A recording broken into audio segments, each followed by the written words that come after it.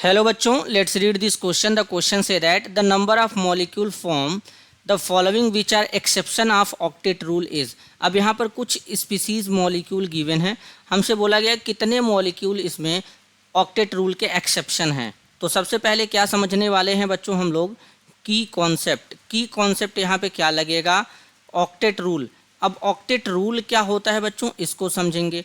Octet rule का मतलब होता है कि जब कोई एलिमेंट या एटम बॉन्ड बनाता है तो उसके सराउंडिंग में 8 इलेक्ट्रॉन होने चाहिए, तब वो ऑक्टेट रूल को फॉलो करेगा बच्चों। लुइस नामक साइंटिस्ट ने इसे दिया था।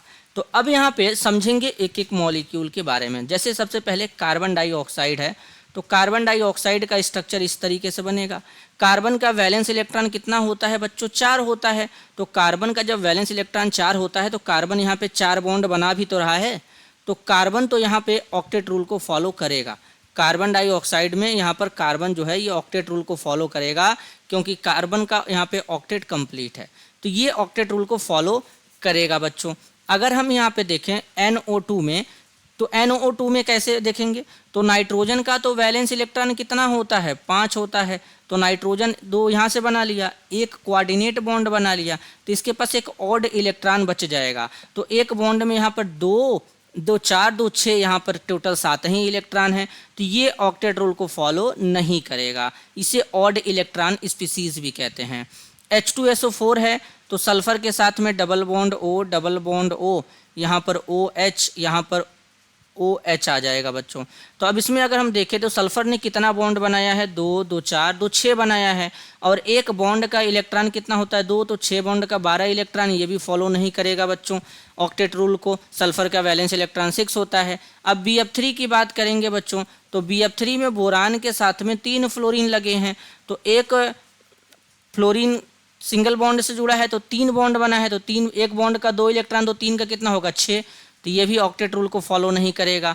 फिर यहाँ पे देखेंगे मीथेन है बच्चों, CH4, तो मीथेन में कार्बन का वैलेंस इलेक्ट्रॉन तो 4 ही होता है, तो यहाँ पे 4 बॉन्ड बना लेगा, तो इसका ऑक्टेट कंप्लीट है बच्चों यहाँ पर CH4 में।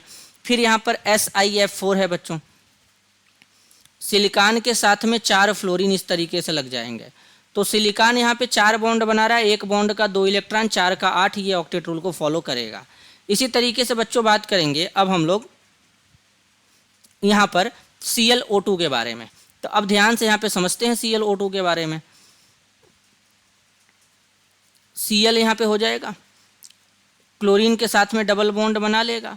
तो अब बच्चों एक क्लोरीन का वैलेंस इलेक्ट्रॉन कितना होता है, एक क्लोरीन का वैलेंस इलेक्ट्रॉन होता है बच्चों 7। अब यहाँ पे बॉन्ड कितना बनाया है, 4, तो एक लोन पेयर और एक ऑड इलेक्ट्रॉन इसके पास बच जाएंगे। तो यहाँ पर देखेंगे 2 2 4 2 6 2 8, अब यहाँ पे 2 10, एक 11 इलेक्ट्रॉन हो जा रहा है बच्चों। तो यानी ये भी हमारा ऑक्टेट रूल को फॉलो नहीं करेगा।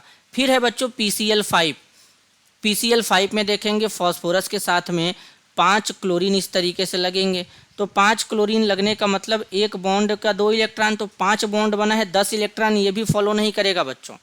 अब इसी तरीके से BeF2 की बात करेंगे, तो बेरिलियम के साथ में 2 फ्लोरीन इस तरीके से लग जाएंगे, तो बेरिलियम के साथ में 2 फ्लोरीन। तो अब एक बॉन्ड का 2 इलेक्ट्रॉन, तो 2 बॉन्ड है तो यहाँ पे 2 इलेक्ट्रॉन होंगे, ये भी ऑक्टेट रूल को फॉलो नहीं करेगा, ये तो अपना डुप्लेट कंप्लीट कर रहा है बच्चों, तो ये भी हमारा यहाँ पे गलत हो जाएगा। फिर नेक्स्ट है बच्चों C2H6, क्या है बच्चों, C2H6। अब यहाँ पर C2H6 का स्ट्रक्चर बनाएंगे, तो कार्बन के साथ में यहाँ पे 6 हाइड्रोजन इस तरीके से लगा देंगे, तो एक कार्बन यहाँ पे 4 बॉन्ड बना रहा है, तो ऑक्टेट पूरी तरीके से कंप्लीट है बच्चों यहाँ पर C2H6 में। CHCl3 में बच्चों भी यहाँ पे ऑक्टेट कंप्लीट है, क्यों, यहाँ पे इस तरीके से 3 क्लोरीन और एक हाइड्रोजन, 4 बॉन्ड बन रहा है, 8 इलेक्ट्रॉन, ऑक्टेट कंप्लीट है यहाँ पे। अब CBr4 में भी ऑक्टेट कंप्लीट है बच्चों, CCl4 के जैसे।